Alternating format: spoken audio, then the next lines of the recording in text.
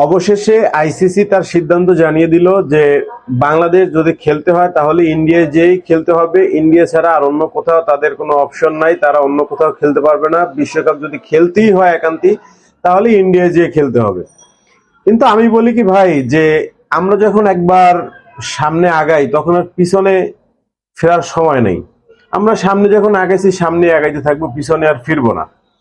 পিছনে ফিরবো না মানে আমি বুঝাইতে চাইতেছি যে আমরা যখন একবার বলছি যে ইন্ডিয়া যে আমরা খেলবো না, আমাদের নিরাপত্তা ইস্যু আছে, তো আমরা ইন্ডিয়া যাব না, এইটাই ফাইনাল। এখন আইসিসি প্রেসিডেন্ট হইল ইন্ডিয়ান, জয় শাহ। সে কখনোই চাবে না যে তার দেশের অনেক বড় ক্ষতি হোক, ঠিক আছে? তো তার তার স্বার্থের কারণে সে কোনোভাবেই ভেন্যু চেঞ্জ করবে না। এর মধ্যে মঈন আলীও কিন্তু এই কথাটা খুব সুন্দরভাবে বলছে যে আইসিসি কখনোই ফেয়ার ছিল না, মানে সবার সাথে একই ব্যবহার তারা করে না, তারা বিভিন্ন দেশের উপরে বিভিন্ন ধরনের ব্যবহারটা করে। তো এখানে আসলে মূলত বাংলাদেশেরও ক্ষতি হবে, ইন্ডিয়ারও ক্ষতি হবে, সবারই ক্ষতি হবে। কারণ এখানে সম্মানের ইস্যু। আপনারা যখন একটা আমার দেশের স্টার সুপারস্টার প্লেয়ারকে কিনেন আইপিএল এর মতো মঞ্চে, আইপিএল এমন একটা জায়গা যেখানে প্রতিভা ছাড়া কেউ কখনোই সেখানে চান্স পায় না, এবং কি অনেক ভালো প্রতিভা থাকার পরেও মানুষ চান্স পায় না।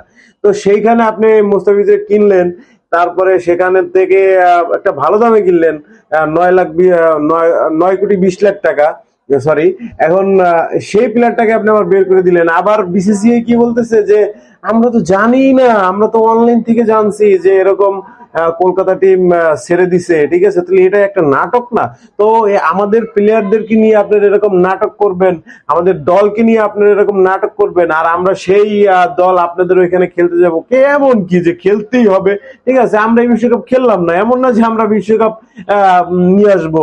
আমি বলতে চাই আমাদের বিসিবি কে, আমি বলতে চাই বাংলাদেশের প্রতিটি মানুষকে, যে তারা কখনো কোনোভাবেই যেন নত স্বীকার না করে, তারা যেন বিসিবি কোনো রকমের সিদ্ধান্ত না বদলায়, তারা অবশ্যই সিদ্ধান্তে অনড় থাকবে। আমরা তাদের সাথে যদি বিশ্বকাপ খেলতে হয় আমাদের, তাহলে আমরা শ্রীলঙ্কায় বা দুবাই যেখানে অন্য কোনো ভেন্যুতে খেলবো, আমরা কোনোভাবেই ইন্ডিয়াতে যে খেলবো না, এটাই ফাইনাল।